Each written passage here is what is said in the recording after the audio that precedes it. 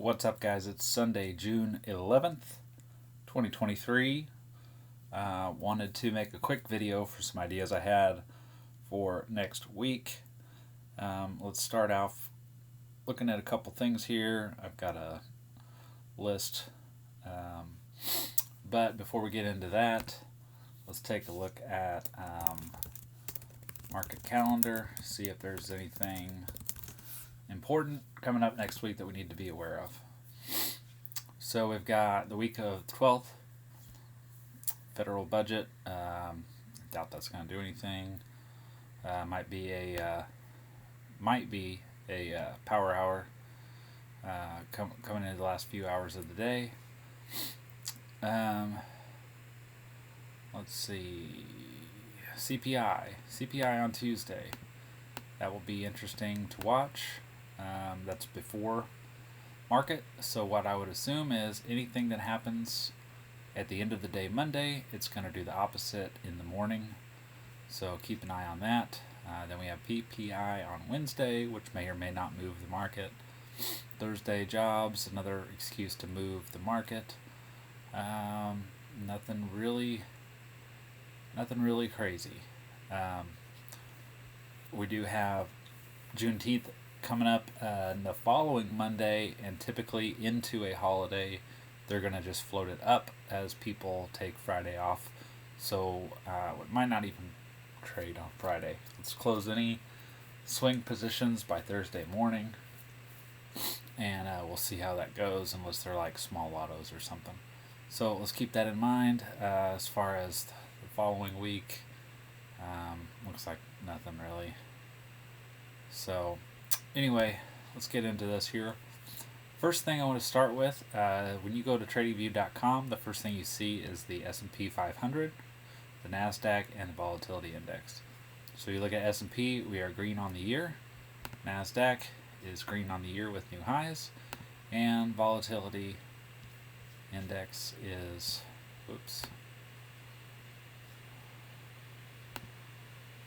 clicked on the wrong link there, is in a downtrend, right, with lower highs and lower lows. So we are getting a little bit extended here. See how there's kind of a basing here, base here, base here, and we dropped below that. So look for a retrace back up to this area. So let's get into this. When you first open TradingView, you see that like a normal trader would look at this and say, hey, green on the year, that's a good thing, right? But we also have to note, hey, on this channel, in this screen, we're at the top of the channel, right? This isn't even looking at charts yet. Saying, hey, this might be a good time to take some profit and get out and wait for a pullback, right? Let's keep that in mind, because this is a major run up over the last few months. Let's start getting into some stocks here. Nvidia we played on Friday afternoon. Didn't really work the way I intended. I thought it was just going to rip, and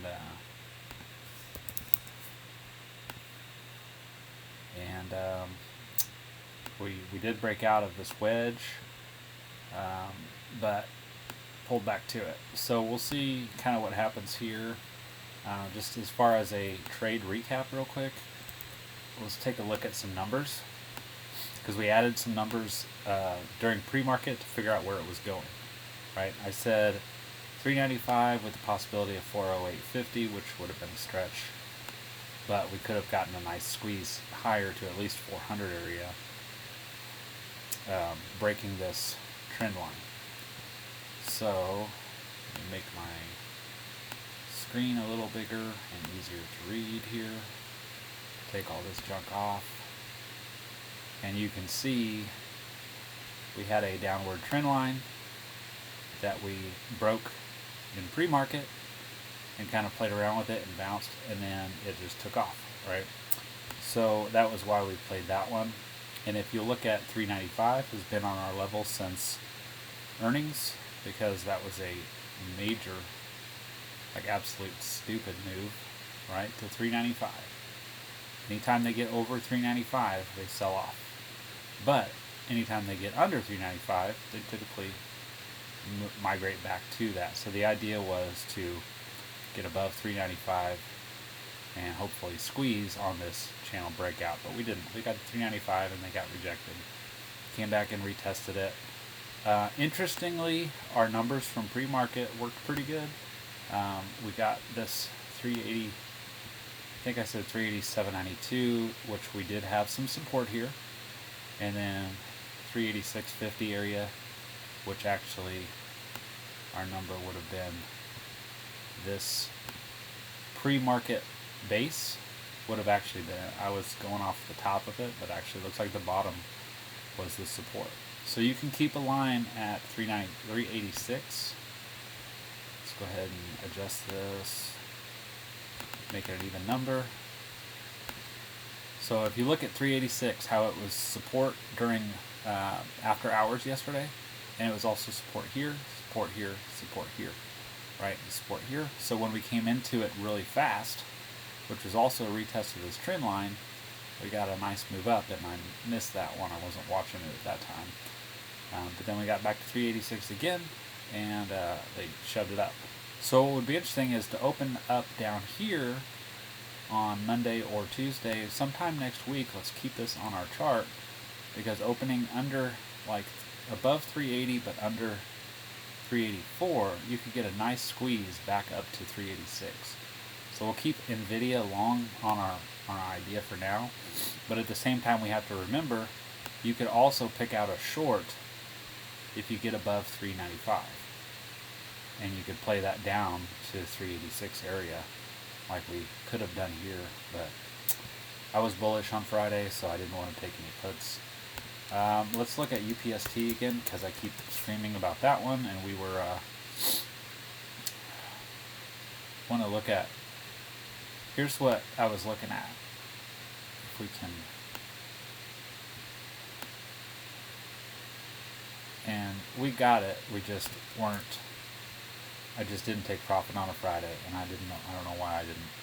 But if you see here, we got a nice move from here up, and then we came and retested that area. They pushed it up here again.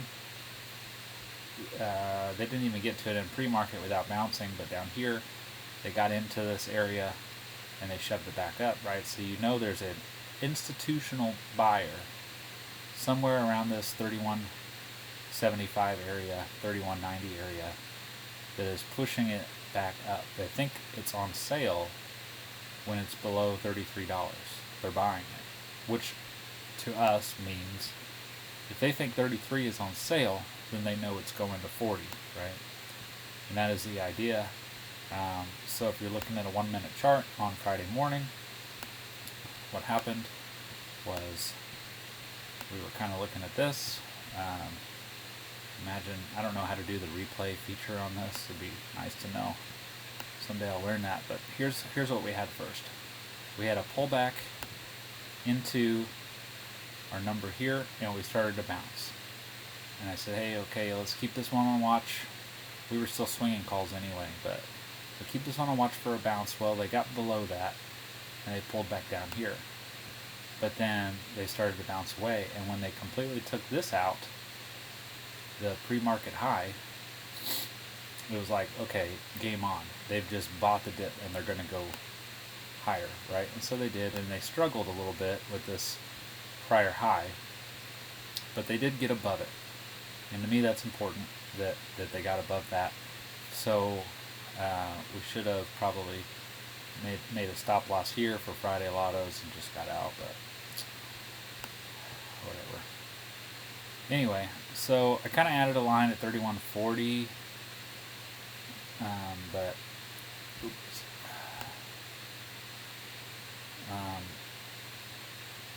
I mean, really it's just in the general area between 31 and 32 is support. If you look to the left here, I know I'm bouncing all over the place, but maybe it would help if I made that bigger. If you look to the left, you see you kind of have this gap between this major support under 32, support under 32, and they run it to 36 all these times, right? there's a gap here, and there's even a gap. There's an actual gap in the IPO price here. You know, so there's a liquidity gap between 32 and 36. So I was expecting us to just squeeze up to 36, possibly 38, because ultimately the pattern that you have is kind of like this move. Well, I didn't even do that. I forgot had a pin. But basically you want an equal move from this, and then you have consolidation and then a breakout. And I thought we were breaking out. So I thought we were going to break out. But we didn't on Friday. We might on Monday. That's why I'm still in it. I still like it. Let's keep UPST on watch. I don't know what they do. I assume there's some kind of bank.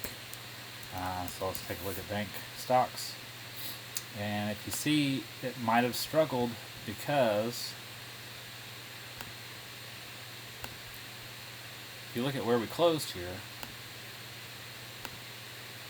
we have support, resistance, right? So we really need to gap up on Monday. If we want bank stocks to go, we really need to gap up above this small little consolidation area. We need to open up here and start making that support again. Because we had, if you look at this, we had a major run up from here to here. From here to here. Look over here. From here to here. The expectation is to run from here up to here. Well, probably there. Probably 36. Let's say 36 is the top. Right? So clearly breaking below this means we could just go back down, which is very possible because I'm going to talk about why I'm kind of bearish on the market right now. But ultimately, as long as you hold this as your stop loss, you can stay in bank stocks and look for a nice rally back up to 36 because we've done it 1, 2, 3 times already, right? So 36 would be your target. If you wanted to take XLF and hold that in a long-term portfolio, and you could make a really tight stop, just leave it under 33 and be good. So that's why I was kind of long on UPST, because anything banks, you know, can make a wild move higher. JP Morgan looks like it's about to break out. I haven't looked at this one yet. It's interesting where our numbers have these numbers were from last year, right? These lines. It's interesting to see how they are still remaining to be support. See here, you've got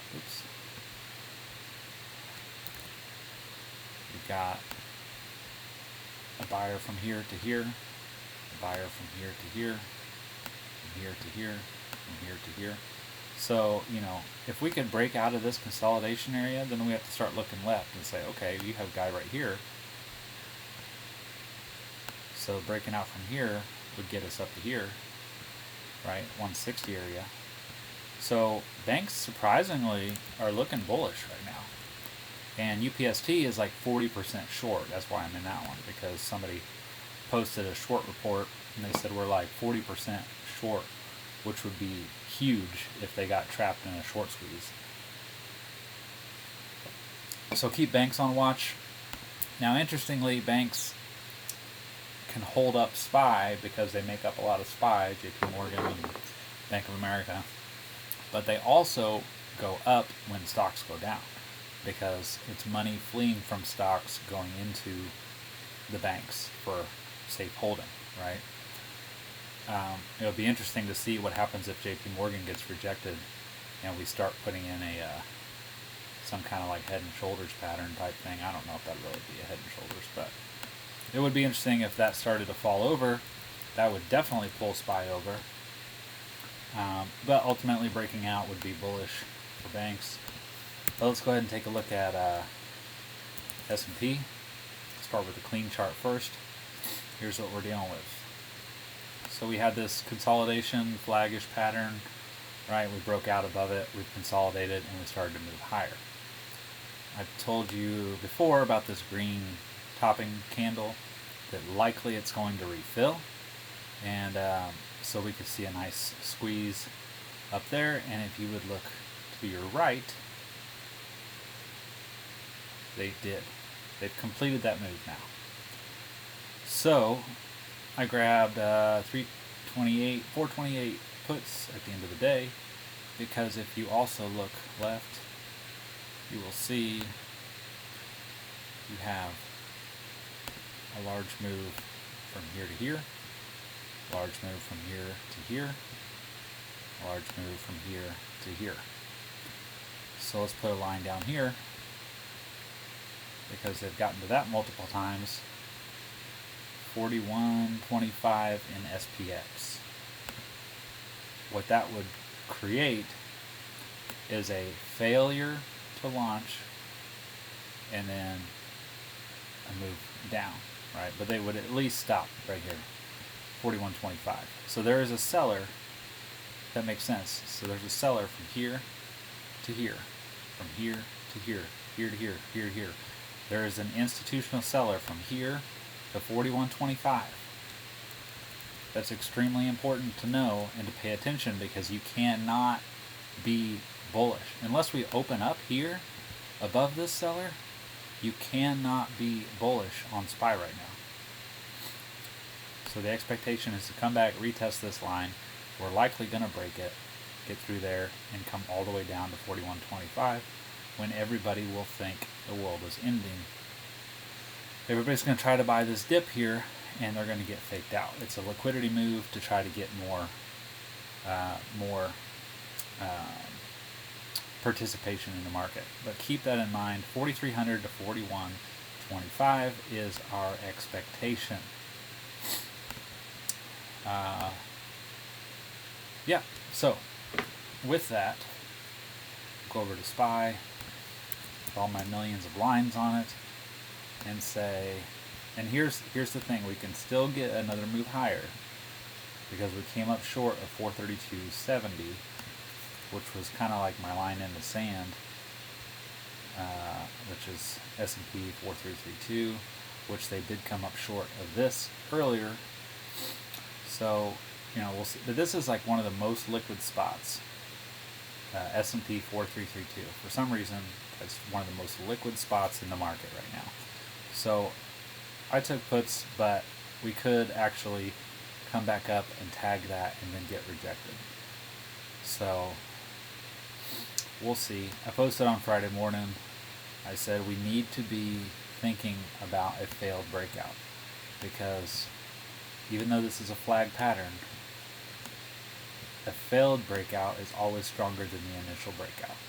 There's a huge gap right here we have left open, and likely we can just gap over that again, and this would be one of those moves, whatever you call this. I don't remember what you call that. I'm sure real traders know what that's called, but it's a market reversal, right? We have to be watching for that. So I took 428 puts because the expectation is at least 424, and I was saying that on like Wednesday and Thursday. Said they got to tag 424.75 buyers. If they don't get down there, then they're not going to have enough strength to get higher. So we want to tag 424.75, and likely we could do that on Monday or Tuesday easily. So if you want to get in puts on Monday, if we're somewhere up here on Monday, look for a rejection at 432.70 down to 424.75. Let's look at some other stocks. I've got a list. Are you still bullish on UPST? Yes. So we'll keep UPST bullish, banks bullish, SPY, let's be short on that for now. And of course, if SPY starts to fail, then we need to reconsider our long positions. But for now, let's just keep UPST long and SPY short, and we'll see which one works. Moving on. Interestingly, small caps have been pretty bullish. We have this area by the dip that I've said every time we get below here, we need to, in our long-term portfolio, get in small caps because they will bounce it. And we are breaking out once again. So that'll be interesting to see if we do get a pullback in SPY, if we hold this breakout area, because then we can scoot back up to 195. The reason I've got that is because there is this candle. Here it is, right here. I don't know what this candle was, why it showed up, but it shows us that there is some kind of participation at 195. When that was a $20 move in pre-market, or after hours, I mean. And it might be a misprint, but I don't think so. I think that is telling, because if you look at 195, that was, that was an important pivot, right? So it would make sense if we're in a bull trend here, we start pulling back again, and then we make our next run up to 195. We'll see if that happens or not. I'm not long on IWM yet, or any real small caps. I guess UPST is a small cap, but Tesla is very interesting. Now, this move was crazy, and we only caught like 3 days of this whole move. But that would have been one of the most wicked moves of all time. So we had this, I deleted it because we don't even need it anymore. We had this wedge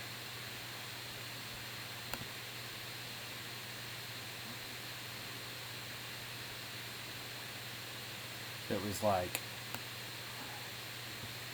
where was it from? Let's go to the daily. Yeah, so we had this, why is that not working? Because I'm on the wrong thing, that's why.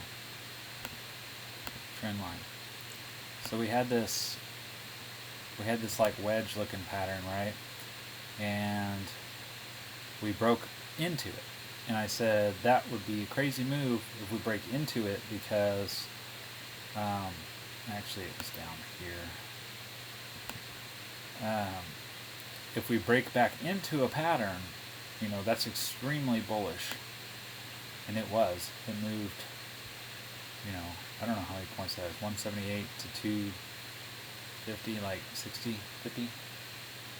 So we caught from here to here, because I said they're at least going to come retest this trend line. And then we kind of played a day or two in here, but I kind of just gave up on it. I should have probably just got longer term. But now I want you guys to look at something else that's even crazier than this. I want you to look at this. And really, it doesn't start till here. But I want you to look at this here. So this was the prior market top, right, before the first crash, in quotations. But basically you had a huge buyer here, and they ran it all the way up. Now this guy ran way up, but you could make a safe, and see this guy even ran it way up too.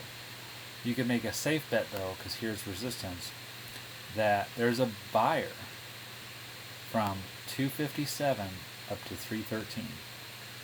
257 to 313.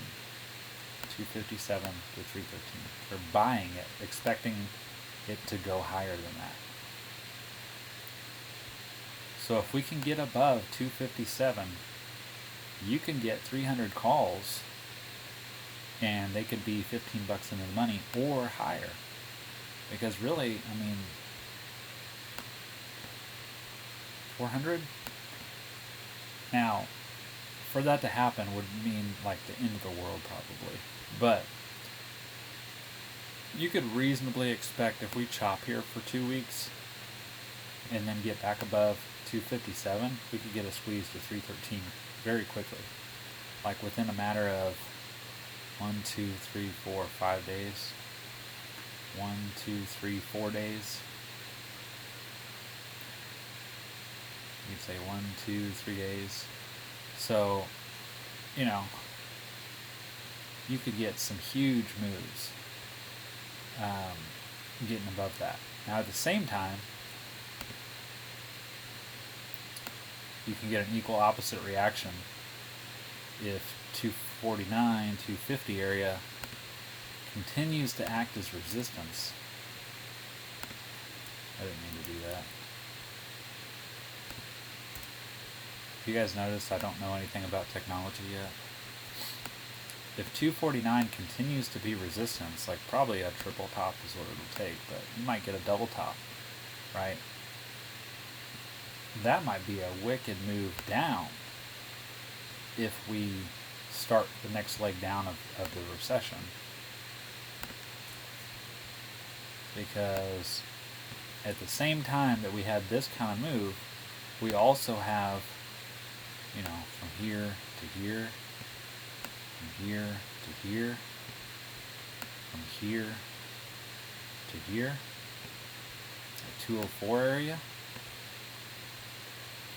this white line, 204. So, I mean, a $40 move, that'd be a pretty legit move too. Now that won't happen near as easy as this one will happen. That sounds weird, but surprisingly, this bullish move would happen easier than a bearish move to 204, because it's going to look like this. Everybody's going to be trying to buy the dip for the next 6 weeks, right? So that's going to be hard to do. But you do know that any pullbacks to 204 are going to get bought back up, so we can start looking long down at 204. So keep that one in mind. Tesla. So what have we talked about? NVIDIA, Tesla. URA is one of our long-term portfolio holds. This is still looking prime for a breakout. Looking even better after this little consolidation here. So if you're not already in URA, if we do get any pullbacks, I'm going to go ahead and buy more.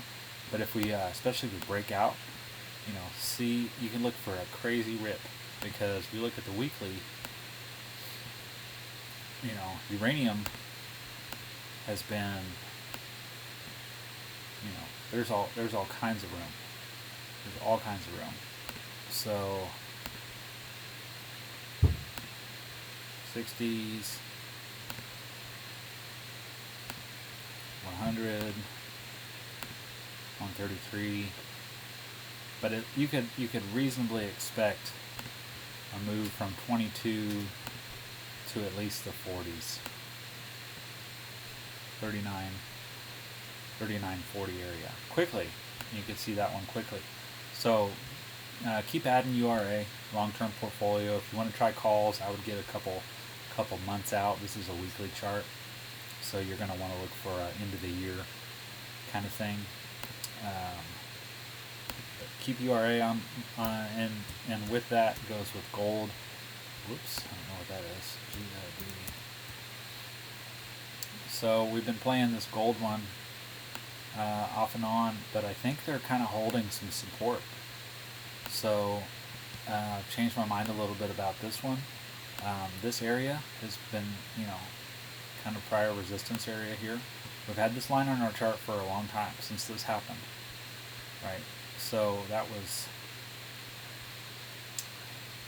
I mean, even this area here, right? It was resistance on this week.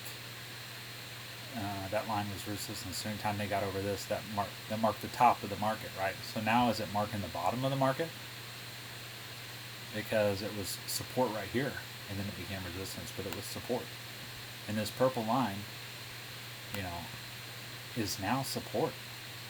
That could be huge, especially if things start turning kind of south and people start worrying about stuff like, you know, Bitcoin failing. That could be a pretty big deal. So we'll go ahead and take these lines off. I'll leave that one on there for now. Still this trend line, but like this could be a very potentially big move in gold. So keep GLD on watch. You know, I would expect it to at least get to 200 off of this area. I'd have to sit down and do some math, but you know, you'd say this guy bought it from 181 to 195. They got up here, 195. They got up here, didn't quite get there, but still the move is there. So get in gold long with a really tight stop. long-term portfolio kind of stuff or options.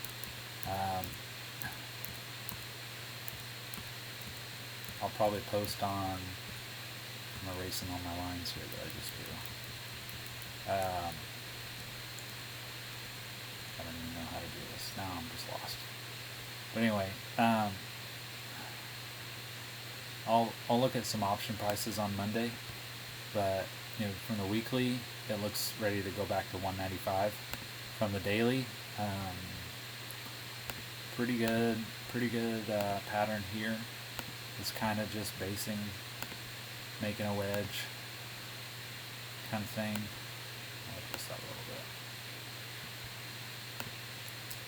bit. Any dips below our number here, 181.32.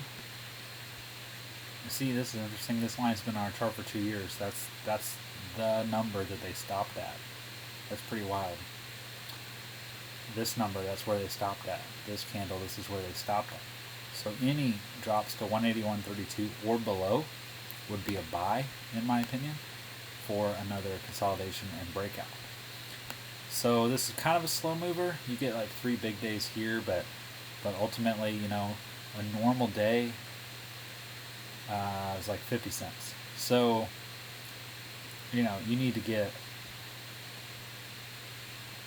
way out here in order to get up to 200. You're going to need to give it time. So maybe by the end of July they could get back to 200. So you want to get September, October 200 calls would be a pretty good deal, because then if we're at 240 by then, that would be a heck of a payday. And honestly, from the monthly perspective, this is just a breakout, right? At first I was thinking short, which we got a little pullback, but now I'm starting to think, because we kind of had this pattern going on. I need less lines on here. But we kind of had this thing going on where it was like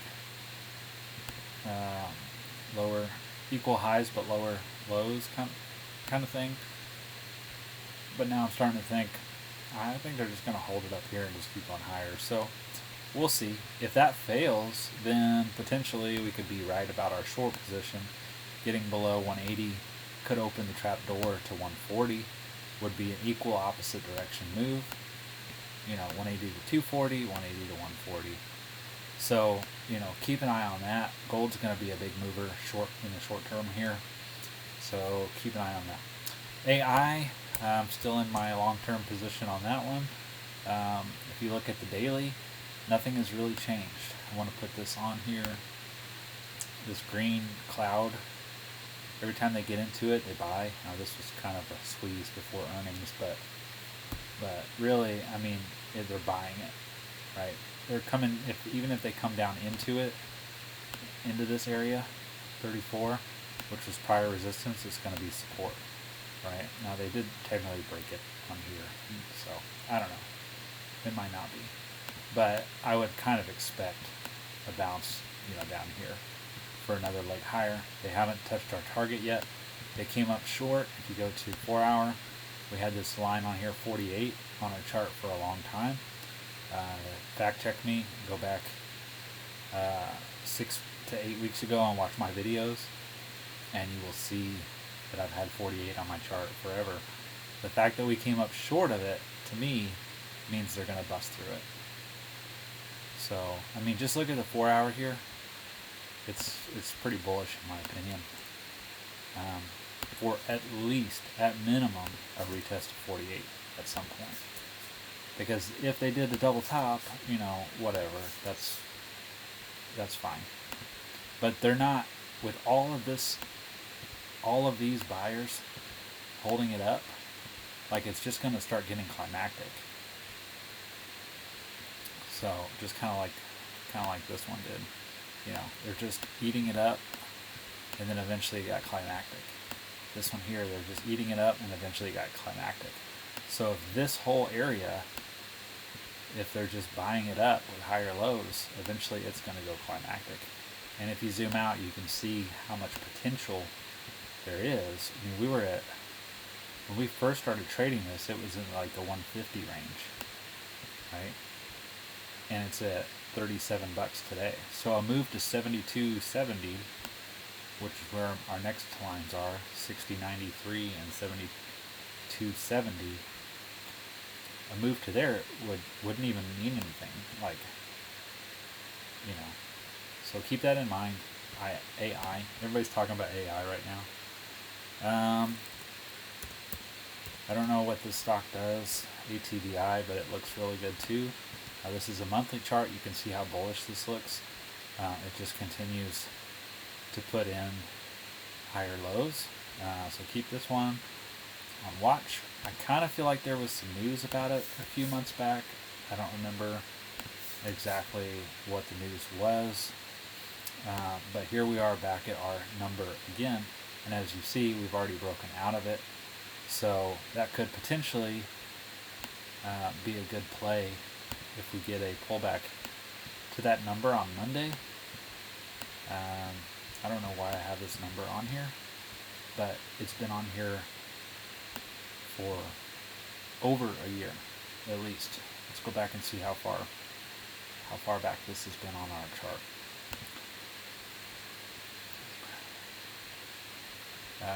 Let's see. So I've got some lines here, so I would have been trading it down here. So it would have been around this time is when we would have added this line on here. So this would have been September of 2021.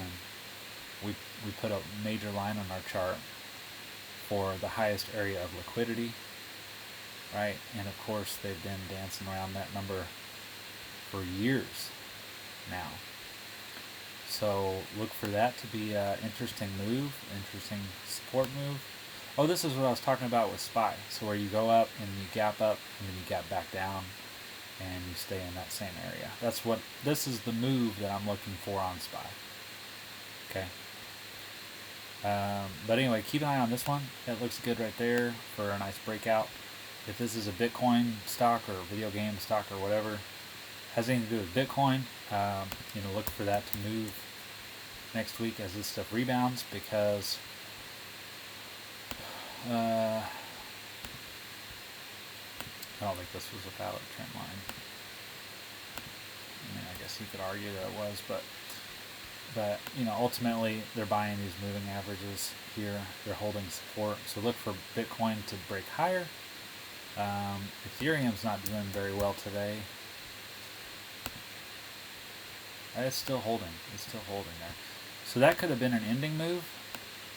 That news that Binance is not doing whatever they do, I don't care. If you look, see, the news doesn't matter. The only thing that matters is charts. So you get to this little moving average area, they bought it up. Getting underneath that here. They broke below it, but they just bought it right back up. Right, so the expectation is that Bitcoin news does not matter. The only thing that matters is charts, and they're going to bounce it higher. Right? So, oh, look at this. Look at this. How long has this line been on our chart? 1, 2, 3, triple bottom in July of 2021. Look where we are. We're pulling back to that line, guys. Everybody's talking bad news about Bitcoin. This is time to load it. Okay? Ethereum, I made some good money on, I don't know how to get to there from here. Let's see. Let's check out this one real quick. So this is, I found this out. Now I'm completely new to Bitcoin. I don't know anything about what it does, how to make it. I don't know anything. All I know is charts. dextools.io. You just like search and like, you say like, okay, I want to find out, what's cool today or whatever. It just shows you like, okay, so here's like the daily gainers. And you look at charts and you say, okay, well, here's this Mike coin. Like, who knows Mike? I don't know who Mike is. But it has a chart and it'll show you like, well, this one's actually stupid. That's crazy. But so anyway, you just get on this website, dextools.io. It tells you like what the highest growing ones are. 4chan. This one I found a while back. Here's my lines. Watch. Go to the 4-hour chart. Go to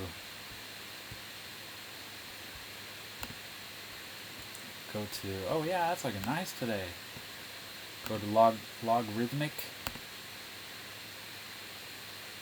Press and hold that. I don't know what that means. Anyway, you switch to the logarithmic view, and I don't think that's gonna.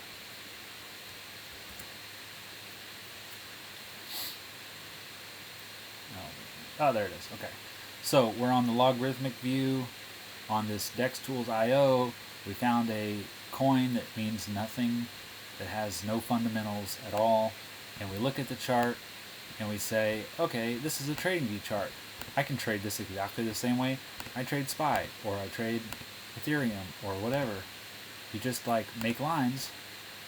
You're like, okay, this is a breakout area. If they get above that, they're going to rip. So we got in. We got in right there. And now we're looking at this one saying, okay, here's a cup and handle. Right? If we come back here, now that one was a failure, but still it's still considered a cup and handle. You know, you could at least expect a move from here to here, an equal opposite move from here up to here somewhere. Right? You can apply all of these things that you learn on SPY to literally nothing coins. Like I don't even know what that means. I mean, I know what 4chan is. It's like a website or something. But what I mean is like the coin doesn't actually do anything, right? It's just made up. But it's a pattern. And only thing that matters is patterns. So you look over at Bitcoin news and say, oh no, Binance is like doing whatever Binance does. They're not doing that any longer. Say, I don't care. They're holding the moving average. There's a double bottom of the moving average. I'm going to buy Bitcoin. You got a nice wedge right here. You got a nice channel. Now you got a double bottom at a moving average. Go long on Bitcoin. Go long on Coinbase. Coinbase had a really bad day. I get annoyed because everybody says, what do you guys think about the news of Joe Biden passing a law? I said, I don't care. I don't even watch the news. I don't have cable. All of my news comes from memes. That's how I find out about it. Look at this ending move. Look at this ending move. You had a trend line that has lasted since here, 2022, the beginning of 2022, January, February, March. You had a trend line. It came back, came short, came back, rejected, rejected, rejected. Now you have ending volume off of that rejection. All these sellers that were selling at this trend line are out. As soon as they get above this trend line, it's going to go. So coin long. Everybody says Coinbase is going bankrupt. It's not. It's not going to go bankrupt. And if it does, that's even better because bankrupt stocks have been doing excellent the last 3 years. Anyway. What else do you want to look at? That's all I got. That's all I got on my list. Google. Google's the last one. Short. Google. Don't know what that is. Google. Look at this pattern. So we were in this channel for a while. We broke out. We capped up, broke out. We're done with that channel. Moving on, right? Now we have this kind of wedgy thing. We broke out. Here's the same idea on SPY. We broke out, failed, went all the way to the other side of the channel. Now that channel, or that wedge, whatever, is becoming resistance. So you could, with a very tight stop, make 124 your stop loss and get in puts and add all the way up to 124 for another move down. Our next lines would be at 120 to be safe, but you could do 119.37. These are legitimate numbers if you want to put them on your on your charts. You can see here 117.92 proved to be important over here, right? Take a left. This big breakup candle, 117.92. Patterns repeat themselves and prices repeat themselves. 117.92 would be a target for a short position. Getting below that, we would just retest this trend line, and likely, they're going to do some kind of bounce from there. Probably back to 117.92, and then we'll see what we do from there. But anyway, here's the important part for now. If you want to get a couple weeks out, you can. Google short, add up to 124, and we'll just keep playing this bear flag pattern for a move down to 117.92, and then hopefully down to this 114 area. So Google short, AI long, UPST long. If you wanted to try JP Morgan, if it broke out of that area, you can do that for yourself if you want. ATVI long, let's keep that on watch. And then gold long, I don't remember what our GLD 180